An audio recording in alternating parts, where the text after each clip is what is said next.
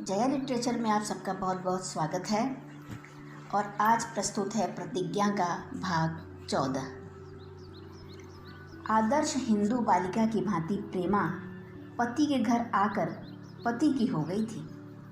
अब अमृत राय उसके लिए एक स्वप्न की भांति थे जो उसने कभी देखा था। वह गृह कार्य में बड़ी कुशल थी। सारा दिन घर का कोई न कोई काम करती रहती। दाननाथ को सजावट का सामान खरीदने का शौक था। वह अपने घर को साफ सुथरा सजा हुआ देखना भी चाहते थे, लेकिन इसके लिए जिस संयम और श्रम की ज़रूरत है वह उनमें न था। कोई चीज़ ठिकाने से रखना उन्हें आता ही न था।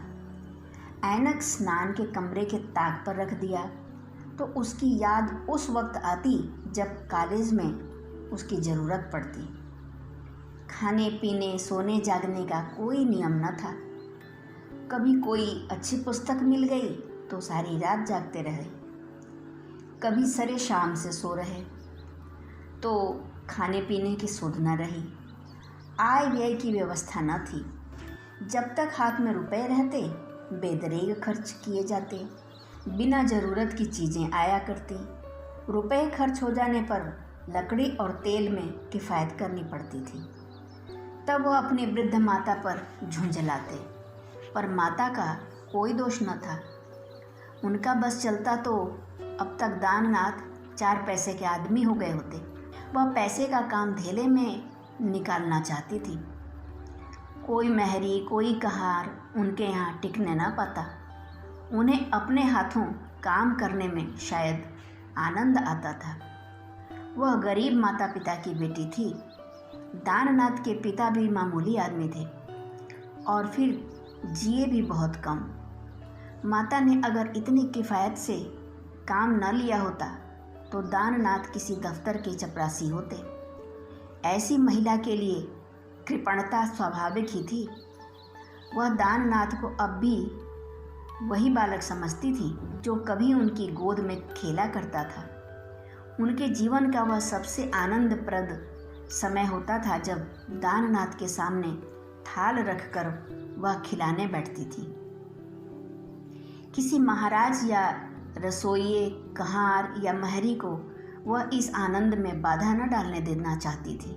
जब तक दाननाथ को अपने सामने बैठकर खिला न लें उन्हें संतोष न होता था। दाननाथ भी माता पर जान देते थे।